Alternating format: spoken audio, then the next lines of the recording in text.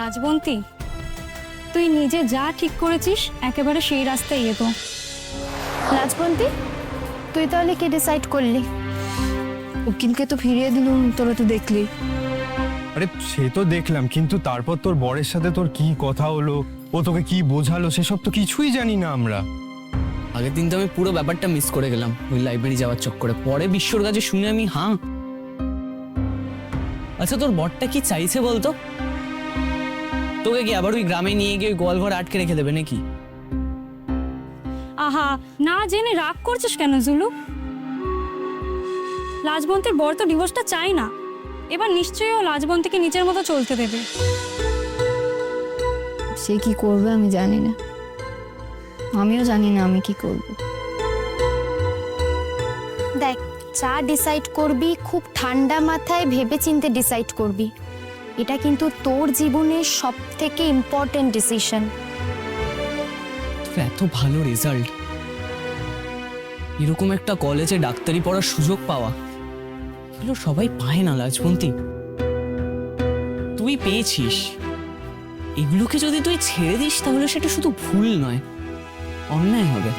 একদমই তাই। আর লাজবন্তী, তুই না ওই গ্রামের অন্ধকারে নিজেকে আটকে রাখবি না, প্রমিস কর। তোর বরের মতলবটা যে কি কিচ্ছু বোঝা যাচ্ছে না। কাল যদি আমি থাকতাম না, লোকটাকে রীতিমতো জেরা করতাম। থাক, তোকে আর ওস্তাদি করতে হবে না।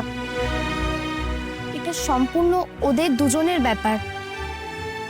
আমরা মাঝখান থেকে নাক গলালে ব্যাপারটা খুব বাজে হবে। আমি হয়তো অনেক কিছু, খুব বেশি কিছু, অনেক দূর অবধি ভাবতে পারিনি, আর ভাবলেও হয়তো ভুল ভাবি। কিন্তু কাল আমার বরকে দেখে না আমার মনে হলো ও হয়তো ওর ভুলটা বুঝেছে। ওই লোকটা না খুব বোকা, নিজের কোনো বুদ্ধি নেই, ও অন্যের বুদ্ধিতে চলে।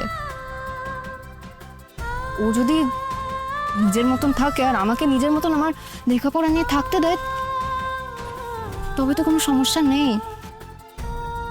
দেখ, ও হয়তো আমায় দুদিনের জন্য ওখানে নিয়ে যাবে, নিজের সম্মান রাখতে নিয়ে যাবে। ওই গায়ের লোকেদের তো আমি চিনি, আমি আসার পর নিশ্চয়ই ওকে অনেক অপমান সহ্য করতে হয়েছে। তুই তোর বরকে যতটা বোকা ভাবিস না, ও আদবেও ততটা বোকা নাও হতে পারে। আমি না বাজি রেখে বলে দিচ্ছি, তোর বরের মেল ইগো হার্ট হয়েছে, ও তোকে পড়াশোনা কন্টিনিউ করতে দেবেই না। একদমই তাই। আসলে তুই তরতর করে এগিয়ে যাচ্ছিস, আর ও গ্রামের একটা দোকান চালায়, বিষয়টাকে ও অ্যাকসেপ্টই করতে পারছে না, তাই তোকে ও এইভাবে আটকাতে চাইছে। কিছু মনে করিস না লাজবন্তী, আমারও না তোর বরটাকে মনে হয় না যে ও বোকা। আমার মনে হয় হেব্বি ধান্দাবাজ, ও কিছু একটা মতলব করে তোকে এখান থেকে নিয়ে যেতে চাইছে। এই, কি আজে বাজে বকছিস বলতো তোরা? ওকে আর কনফিউজ করিস না। রাজবন্তী, তুই নিজে যা ঠিক করেছিস একেবারে সেই রাস্তায় এগো। এখন যেটা করবি বলে ঠিক করেছিস ঠিক সেটা কর। ফিউচারে কি হয় কে বলতে পারে, হয়তো ভালো কিছু হতে পারে, হয়তো তোর বর সত্যিই চেঞ্জ হয়ে গেছে।